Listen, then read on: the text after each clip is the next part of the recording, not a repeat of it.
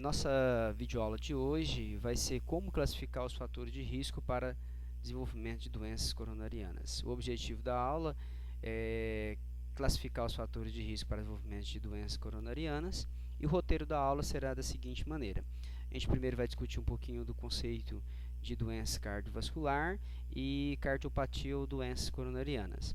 A arteriosclerose, fatores de risco primário e secundário para desenvolver essas doenças coronarianas, e fatores, tabela, e a demonstrar para vocês como funciona, como utiliza a tabela de fatores de risco primário e secundário para desenvolvimento de doenças coronarianas. E por fim, a gente vai conhecer a tabela que classifica o perfil do sujeito quanto ao risco para desenvolver algum tipo de doença coronarianas. As referências bibliográficas são os dois livros do Pitanga, 2004 ou 2010, e o livro da Vivian, que é um outro livro que a gente utiliza como referência para produzir essa aula. A primeira coisa a ser discutida é até a Vivian que fala no seu trabalho que existe uma confusão, as pessoas confundem com muita facilidade doença cardiovascular com doença coronariana. Elas não teriam o mesmo conceito. Então, para clarear para a gente, doença cardiovascular ela é entendida como aquelas doenças do coração, dos vasos sanguíneos ou dos dois. Tá? Então, essas são doenças cardiovasculares relacionadas ao coração ou os vasos sanguíneos ou relacionadas às duas. Aí ela cita como exemplo a arteriosclerose, a hipertensão, doenças coronarianas, insuficiência cardíaca congentiva e acidente vascular encefálico. Então, esses são alguns exemplos que são doenças que estão relacionadas ao coração ou ao sistema vascular ou relacionado aos dois. Já o entendimento de doença ou cardiopatia coronariana são aquelas doenças relacionadas especificamente às artérias que irrigam o coração, que é entendida como sendo o seguinte, que é aquela doença causada pela ausência de fluxo sanguíneo para o músculo cardíaco, resultante da arteriosclerose. Então, logo abaixo aí, nós temos um coração. Desse coração a gente consegue visualizar as artérias coronarianas, que irrigam o músculo do coração. Então, desse coração a gente consegue visualizar uma bolinha, uma ampliação de uma dessas artérias, e a gente consegue visualizar que existe uma obstrução, não total, parcial, dessa artéria. Vocês estão vendo esses dois, né? Parecendo dois carocinhos e no meio a setinha verde bem com dificuldade de passar. Esses dois carocinhos que vocês estão visualizando é chamado, bem nesse local aí, que a seta mostrou para vocês agora, esse processo que acontece aí é chamado de arteriosclerose.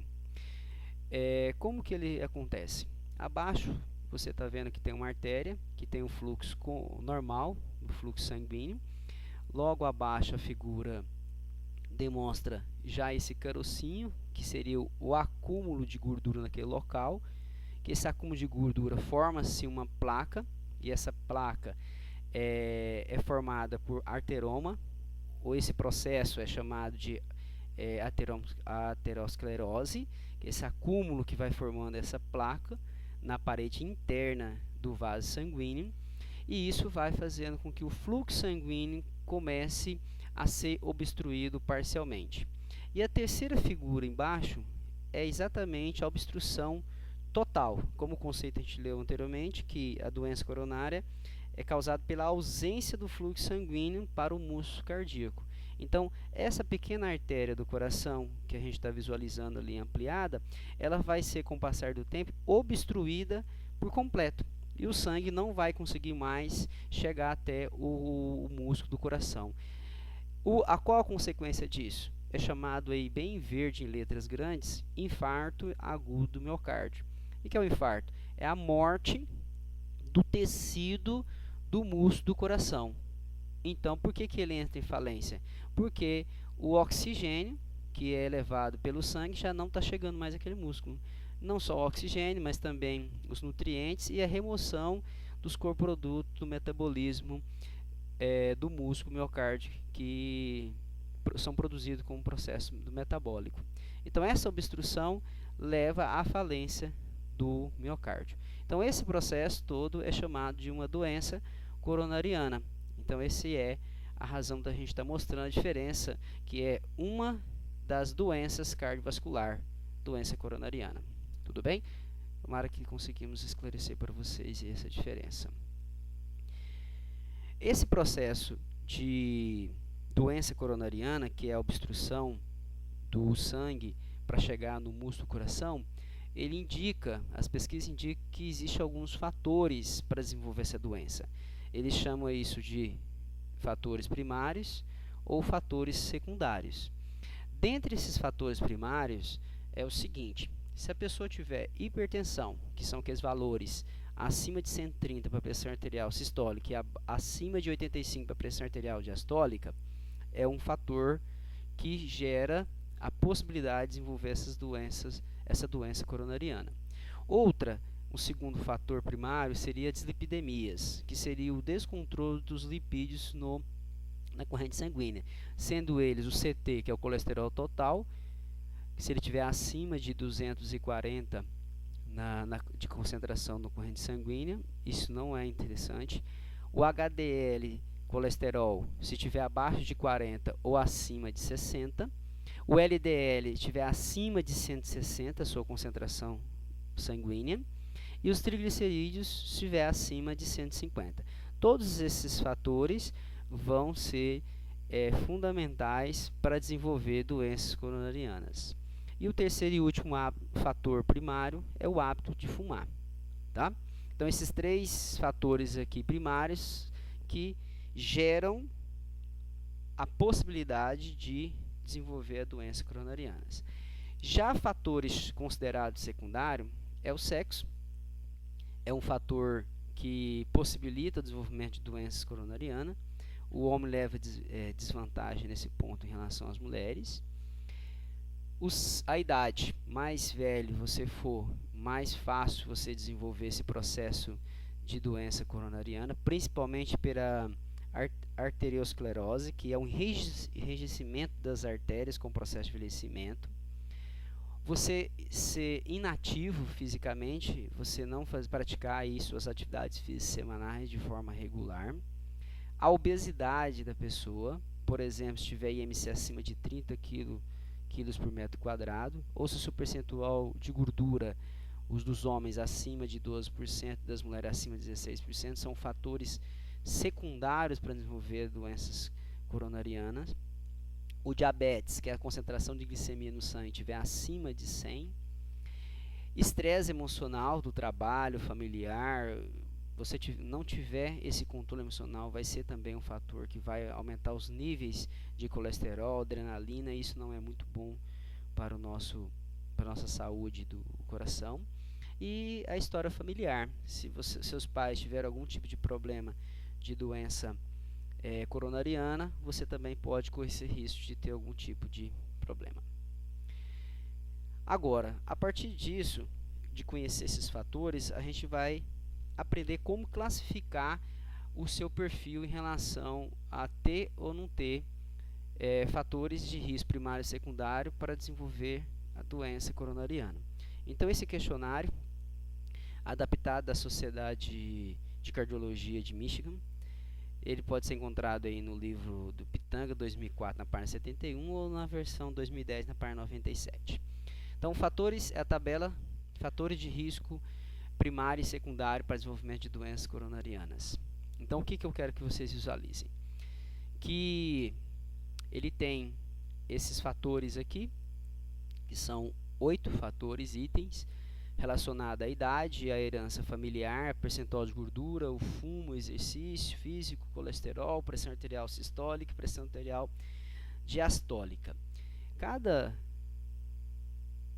fator desse, nós iremos estar entrevistando ou apenas observando ou coletando algumas informações para a gente classificar e dar uma pontuação para a pessoa. Por exemplo, a idade. Se ele for uma pessoa de 10 a 20 anos, logo abaixo do 10 a 20 anos eu tenho o número 1.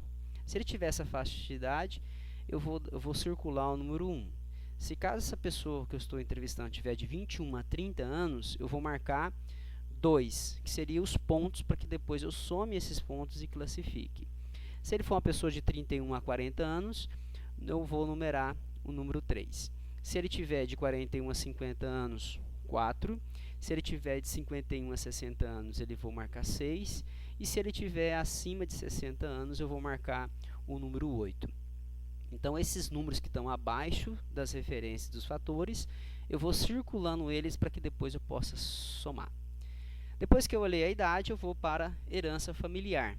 Eu quero saber quais, ou se existe algum tipo de parente de primeiro grau, que seriam os pais ou até os avós, irmãos ou filhos, com algum tipo de patologia cardíaca. Se ele tem algum tipo de doença do coração, certo? Aí, se ele não tiver nenhum parente com cardiopatia, com doença do coração, eu vou marcar o número 1. Se ele tiver 1, vou marcar 2. Se ele tiver 2, eu marco 3. 3 parentes, 7. 4 parentes, 7. 5 parentes, 7. Então, eu vou circular essa pontuação para que depois eu some. E aí por diante você vai ter o percentual de gordura, que você vai ter que realizar um teste de percentual de gordura através de dobras cutâneas, que é o que a gente mais utiliza, mas também pode usar outras técnicas, tá? E aí você tem que prestar atenção que nesse aqui existe assim o M do masculino, acima de 12%, menor que 12%, desculpa, e feminino menor que 16%. Se eles estiverem abaixo desse valor, o percentual de gordura, eu marco 0. Se depois o segundo de 12 a 15,99% para o homem e para a mulher de 16 a 19,99%, eu marco 1. E assim por diante. Eu faço a análise do percentual de gordura e venho aqui e classifico. Depois eu vou ter o fumo, vou saber se ele fuma. Se ele não fuma, é 0. Se ele fuma até 10 cigarros por dia, é 1. Seria meia carteira de cigarro. Se ele fumar de 11 a 20, quer dizer que ele fuma mais ou menos uma carteira de cigarro por dia, que tem 20 cigarros, eu marco 2. E assim por diante. O outro item é sobre exercício físico. Você vai saber, vai fazer uma análise, o quanto ele faz de exercício físico. Sabendo que exercícios físicos são aqueles que seguem um padrão de forma sistematizada. Quer dizer, eu pratico aí uma caminhada, quantas vezes por semana e quantos minutos cada vez. E eu somo esses minutos e verifico qual dessas faixas aqui, que são 6 níveis, sendo acima de 200 minutos o mais alto, né, que é 0, ou abaixo de 30 minutos por semana. Então, é a quantidade de minutos de exercício físico que você faz por semana. Eu encontro isso aqui e vou marcar qual a pontuação que o sujeito vai marcar. Colesterol, você precisa que o seu voluntário conheça o último exame de colesterol que ele fez, e aí você pode bater um papo. Ah, não estou com ele no momento, mas como que estava a concentração de colesterol do último exame? Não, estava normal, então você pode marcar 1. Se ele falar para você que estava assim próximo, estava no limite do colesterol, então você pode marcar 2. Estava um pouco alto, 3. Já estava bastante alto, 4 ou 5. E se estiver muito alto, estava muito acima, 7. Normalmente a pessoa, quando ela faz seus exames de rotina, ele lembra desse número quando estava a última vez. Se não, você pode pedir para que ele traga o seu último exame e você olha realmente a concentração de colesterol total da pessoa. Pressão arterial sistólica, você precisa aferir a pressão dessa pessoa em repouso, tem que lembrar bem disso, e vou verificar.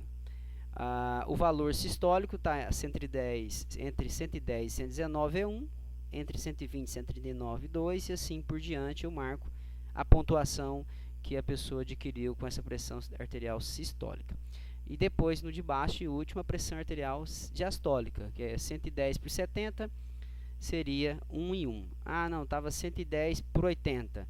O 80 vai se encaixar aqui entre o 77 e o 82, então seria 3. e assim eu vou marcando essa pontuação de acordo com a resposta que eu encontro nessa avaliação do sujeito. Depois desses dados coletados, eu vou partir para a classificação do perfil de risco coronariano. Então, lado esquerdo aqui tem um exemplo que vocês estão visualizando.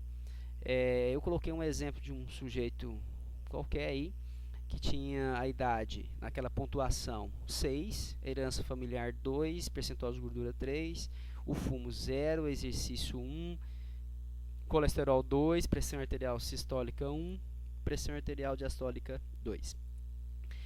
Depois que eu levantei essa numeração, eu somo essa pontuação. Nesse caso desse sujeito, a somatória deu 17.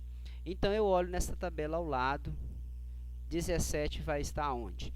Vai estar nesse segundo nível, que é de 12 a 17. Mas qual a classificação que o sujeito vai receber? É risco abaixo da média. Essa é a classificação que nós temos que apresentar em relação ao sujeito. Aonde que seria o meio disso aí? É o de baixo, risco médio habitual.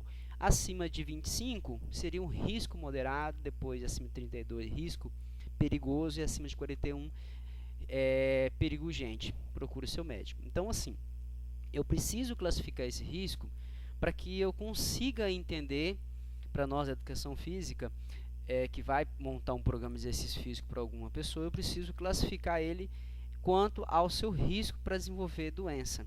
É saber o estado de saúde desse seu aluno, para que se ele se apresentar aí risco perigoso, mas já foi encaminhado pelo médico, é para você entender que você tem que começar com atividades leves. Se o risco dele cair, o risco abaixo da média, é um sujeito que você já pode aplicar algum tipo, dependendo do nível de atividade física dele, né?